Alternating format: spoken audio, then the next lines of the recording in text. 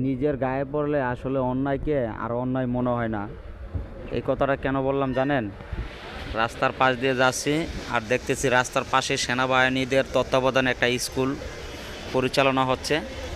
তো সেই স্কুলটা তত্ত্বাবধান সেনাবাহিনীর তত্ত্বাবধান হচ্ছে, ঠিক আছে, সবই নিয়মকানুন ঠিক আছে, কিন্তু রাস্তার পাশে রাস্তাটা প্রায় 30 থেকে 40 ফুট চওড়া।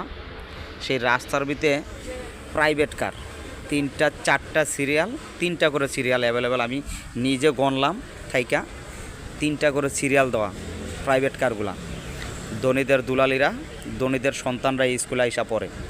তো কথা হলো ওইটা না, কথা হলো যেটা মূলত যে পড়ালেখা করে সবই ঠিক আছে, স্কুল আছে সবই ঠিক আছে, কিন্তু যখনই একটা প্রতিষ্ঠান করবে সেই প্রতিষ্ঠানের ধারণ ক্ষমতা অনুসারে তার জিনিস রাখার ওরকম পরিস্থিতি করা উচিত বা ওই অ্যাবিলিটি রাখা উচিত।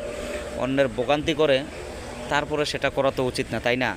তো এই যে রাস্তার পাশ দিয়ে এত পরিমাণ গাড়ি রাখতেছে অথচ সেনাবাহিনী কিছুই বলতেছে না, তাহলে এটা থেকে আমি এটাই বুঝলাম যে নিজের গাড়ে পড়লে তখন অন্যায় কি আর অন্যায় মনে হয় না।